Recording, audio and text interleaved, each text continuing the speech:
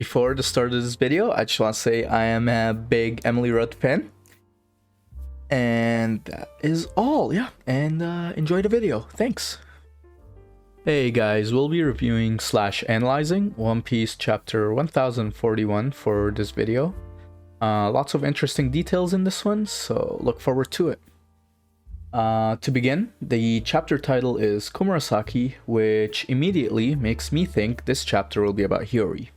But as we'll see when we discuss each page, it is actually not the case that she is the highlight of this chapter, which may indicate that her part will also continue into the next chapter, so look out for that in 1042. The chapter starts off with the continuation of the Germa and Big Mom cover story, which shows Pudding beating Niji and Yonji as they're trapped in Mont Blanc's book. Pudding showed off her newly acquired Conqueror's clothing, as we can see in this leaked future manga panel from 1042. Now, in page 1, that sounds kind of sus, all sus aside, let's review this page. We see Momo continuing his conversation with Yamato from the previous chapter, which, by the way, highlighted Zunisha was indeed Joy Boy's nakama, and I think that's pretty sick. It also tied in with the One Piece is a string of islands theory that I discussed in my last video. If you guys want to check that out, I'll leave it in the description below.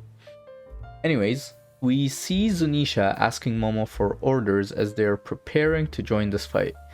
It may indicate a devastating finale where neither side really win as the world government interferes, but Zunisha may help the alliance escape after all. Shoutouts to Mr. Morge's raid will fail theory. I also want to highlight that Yamato did mention here that Momonosuke will bring the world to a new dawn, which could indicate he is the child of prophecy and could very well end up being Joy Boy, but we'll have to wait for more information to know for sure. Something that we definitely did not know was that this ability to communicate between Momo and Zunisha was actually in Oden's journal. This journal definitely has a lot to say about Momo, but more on that in the coming pages.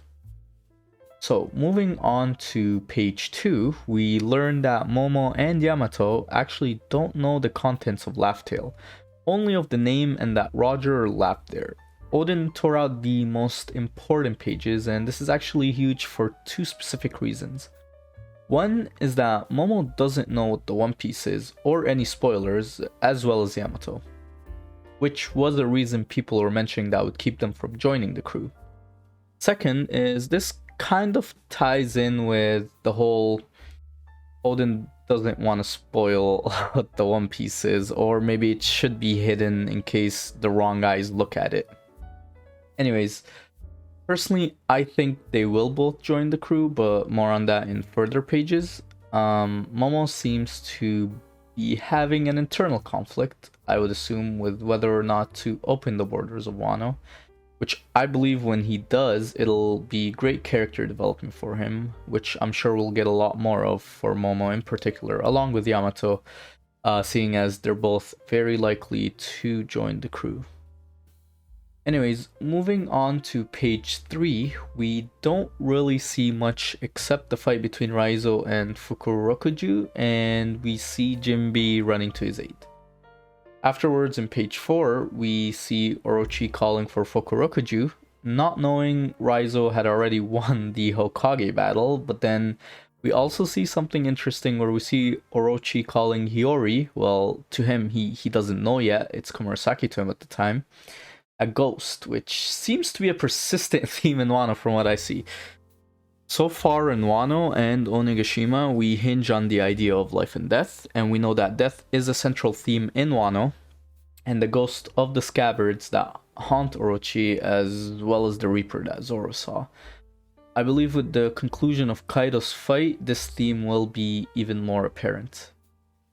Now, moving on to page 5, we see the roof fall on Orochi, and we learn that Hiyori had used Sea Prism stone nails so that he can't transform. I want to highlight a significant comparison here that we see in the end of the chapter between Luffy's attack and Orochi's name, as well as his transformation. More on this when we get to that final page though.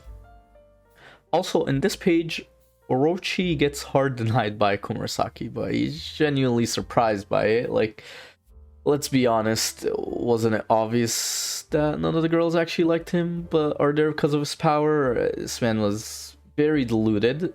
Also, continuing on to page 6, not only did Hiyori absolutely devastate Orochi physically, but she also devastated him pretty mentally.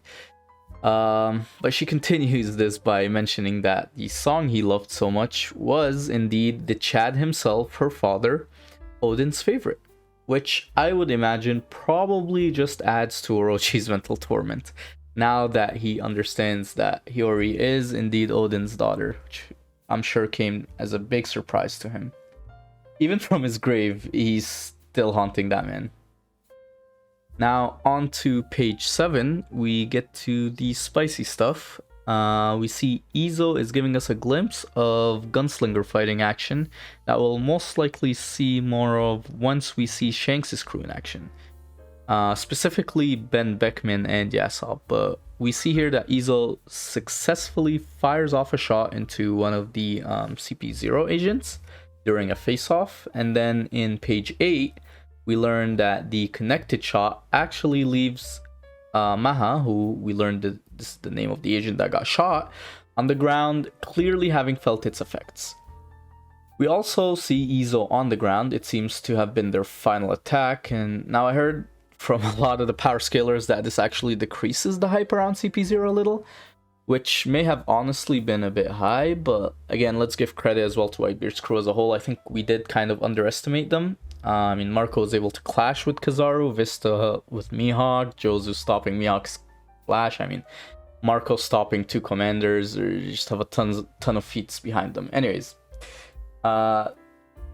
afterwards, I believe we do see Blue Scarf CP0 agent, and now there's the Blue Scarf, gets a call mentioning an edict from the 5 elders. So now in page 9, the caller mentions to eliminate Straw Hat Luffy at once. Now this part is extremely interesting, and I believe it ties in with what the elders were talking about previously, which was about the fruit that had not awakened for centuries, and even its awakening to them is a legend. I'd like to highlight a specific theory, and this theory particularly mentions that Luffy's awakening is actually gigantification, or the ability to expand himself completely and his surroundings as well. It would make sense that his ability would be extremely devastating. I mean, just imagine Luffy being the size of a giant or even an ancient giant, delivering a Conqueror's coding punch in Gear 4. One punch would be enough to possibly obliterate the entire island, or any island in that case. Not to mention that him possibly being able to use this awakening on others to make other giants could possibly have an army of giants, which would be one of, if not the strongest army in the world. This would be absolutely terrifying to the world government. I mean, not only that, but recall that the government actually, they had the Gomu Gomu no Mi in their possession with Who's Who before Shanks stole it from the ship. Their wanting of this fruit could be to leave it from the hands of others, but also to further help as well, because we do know that they did embark on studies regarding gigantification, so this would also help their gigantification studies that we know they are very interested in. It would also be very interesting if this fruit had awakened previously when it was in the hands of Joy Boy, and it could have he could have expanded actually the Straw Hat we see in Marie-Joie as well as Zunisha themselves. Now, this is just a theory I wanted to highlight, but they could also want to eliminate Luffy at once because they know that they can't eliminate Kaido, and as they can't eliminate Kaido, they would eliminate Luffy as a precaution to keep Kaido from awakening his fruit, which could be the fruit that they were talking about. Anyways, moving on, I believe we also do see X Drake getting up in this chapter, which does indicate that CP0 failed to assassinate him. Although I'm not sure if they were trying to assassinate him in the first place. Anyways, in page 10, we do see Usopp and Hamlet helping out a near-death Kiku and Kinemon, and Carrot and Wanda escaping. And we also do see Frankie catching Zoro before he falls off the island. Now, it looks like the whole island's about to collapse, and we are reaching the conclusions of Onigashima with one major fight left. It kind of gives me NA's Lobby vibes with how there was the Buster Call, and they were all trying to escape from Enies lobby as the Buster Call was happening, and there was Mary that helped them all escape. Could be a similar situation here with Zunisha, could parallel that very arc, but we'll wait and see what happens there. Keep in mind the world government may be the factor that, you know, makes Zunisha have to interfere to help the Strats escape, and in Enies lobby they were also fighting the world government there. Anyways, in page 11, we do see dialogue between Zeus and Nami, with Zeus mentioning he cares more about Nami than Big Mom. Although, I don't know how true that is, seeing as how many times he flip-flopped, as well as some dialogue from Marco and several crew members. Now, note that Zeus being there right now indicates that Big Mom is indeed not dead, unless souls can live on after her fruit, or after the user of the fruit dies. Now in page 12, we see Kid and Law absolutely gassed and done, it seems, for the foreseeable future at least. We also see a Conqueror's Coding clash between Luffy and Kaido before moving on to the next page, which is page 13, and this is where we actually see Kaido and Luffy have sensed that Big Mom has lost the fight, or it's actually unclear if Luffy actually sensed it. Maybe he just heard it from Kaido, but in the final panel of the page, we get what seems to be some flashback teasers or flashback speech bubbles for Kaido. And this continues on in page 14, where we actually learn that a younger Big Mom, and, well, we learn what age does, as well as several dozen childbirths, but we see a younger Big Mom talking to a 15-year-old Kaido, who, inferring from the flashback dialogue, seems to not be very talkative. We also learned that Big Mom did not trust Rocks at all, but we basically already knew, I guess, that there was some conflict between the crew members on the Rocks Pirates, so it's not really that big of a shock. And we also see a silhouette, which does resemble Snake Man Luffy, rushing up to a crying Kaido.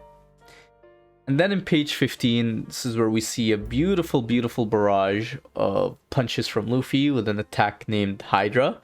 Now, the Hydra and Orochi in lore are quite similar. I'm not sure if Oda's trying to do something there, with Orochi being 8 heads and Hydra being 9. It is yet unclear, really, if it means anything, but it is some nice food for thought to see there, or some comparison for food for thought. We also see Luffy. He's indicating that this is his final Gear 4, which, now, this is also unclear whether he means he's done after this Gear 4, or maybe he'll pull out something else. Perhaps a possible awakening of the Gomu Gomu no Mi, which we do theorize the world government greatly fear. This could be the next step in the battle. And then in the final page, in page 16, we do see the barrage of punches hitting Kaido, and Luffy mentioning that he'll drive Kaido out of Wano if it's the last thing he does. And I'm sure we will get an amazing fight between those two. It's already been an amazing fight, but I'm sure it'll continue to be an amazing fight. And personally, I thought this was a very interesting chapter. I give it about an 8 out of 10. Now, please let me know your thoughts about the review, any feedback you have, as well as your thoughts on this chapter. And thanks so much for watching. Please like and subscribe. And there will be more with every chapter release, and maybe some different kinds of videos as well. I'll have to keep planning to see here and there what I could do about that. But thank you so much for watching. Take care.